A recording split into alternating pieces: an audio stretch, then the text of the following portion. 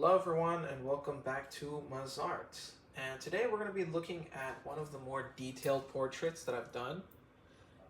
This was done a few months back actually, and I haven't been drawing as much as I should, but I wanted to show you an example of part of the process that I do and how the difference looks between, a sketch and the finished product. So sometimes, every once in a while, what I do is I like the sketch a lot. For example, this sketch, I really loved it. And it's interesting because these are both original pieces. And you're probably wondering, well, how that's possible. So what I did was here I had the original sketch and I liked it so much that I said, you know what, let me take a photocopy of the sketch and shade in the copy so that this is the original pencils of the sketch and this is the original pencils of the shaded version. So now I have two, because these are both pencil, like if I were to actually touch it, I would get smudged on my fingers. So this is a study I called Gypsy. It's a photo study that I did, and a lot of the things that I've liked to do is portraits, photorealism, and things such as that. So let's take a look at this one first. And let's talk a little bit about how I, sort of did this process. See if the lighting is a bit correct here, just so it's not in the way. But essentially what I did was I got the geometry. I always start with, the circle, and I have the lines. You could see a bit of the line work here, just a tiny bit of it. And I look at the clavicle and the skeletal muscle within the body. You have to look at where the cheekbones go, where the jawline goes, the shape of the skull. And I knew less then than I know now. So I wasn't aware of for example, the deltoid on the shoulder as well. I did study it, but not really as much as I have now. And so here's the thing. When you do these kinds of sketches, you can really just like erase and go over it and do all these things. And I think it's really fascinating that I can just like manipulate something with a pencil to however I want, and it's interesting how drawing works. So anyways, this is the rough, this was the final pencils. This was actually like the second or third sketch. So I went over it with the geometry once, and then the second time is actually kind of doing a bit more refined, the details, and then the third time is like the final pencils, and then I erase all the rest. So what I did was, here's the original. I got this, I took a photocopy of it, of my own work, and printed it onto another piece of paper. And on that other piece of paper, the other piece of paper looked just like this, right? Just like this. But then I now shaded it, right? So that's what I started to do.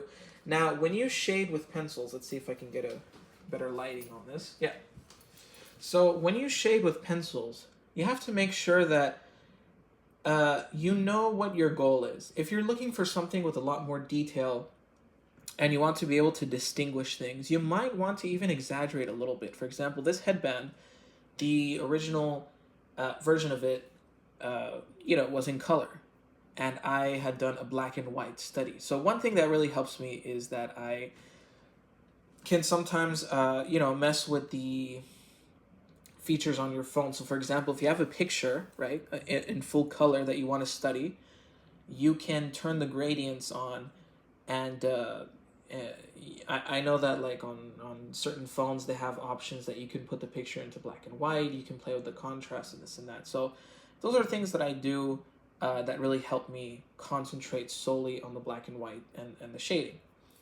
And so for this, the hair, one of my biggest challenges is working with curly hair, especially hair that's very miscellaneous where it's going. So for example, here it was a bit of a challenge because here her hair is going in all different directions, right? This character's hair, the hair is going this way. It's covered by the headband, so you do have to keep that in mind. Anything that's covering the hair, whatever's around it will fluff up more automatically, right? If you push this down, this will get pushed out, right?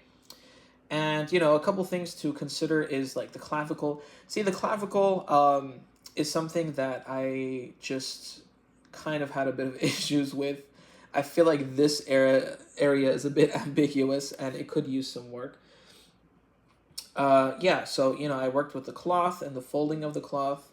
And for hair, if you want to make hair look just that extra bit more realistic, once you're done shading it, at the very end, you start adding all these strands. And the faster you work with your pencil, the more detailed it gets. So, for example, you know, here I started adding like these little strands at the end, and now it makes it give the illusion as if you drew all those hundreds of thousands of hair strands that are on the hair. Uh, you know, if you're a realism artist and you have studied hair long enough, you know that uh, with hair, you don't draw every individual strand. You just make the illusion of it. Actually, it looks worse when you try to draw every individual strand. Uh, it definitely works better when you block out the shape of the hair. As you can see here, this is what I did. So this is when I draw hair, I don't, when you do the rough sketch or initial sketch, you don't need to draw the hair first. First, you need to know like where it's going, the shape of it. And from there, you start to form how it goes. Now, if you guys want tutorials, or I'm sorry, if everyone wants a tutorial on how I draw and the process behind it, I can definitely get to that.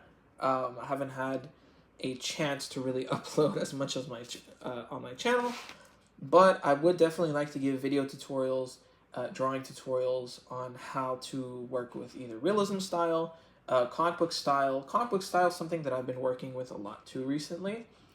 And I kind of do oil paint as well, though I do feel I do need a bit more practice with it. But yeah, so that being said, this is the portrait drawing. And this is the before and after.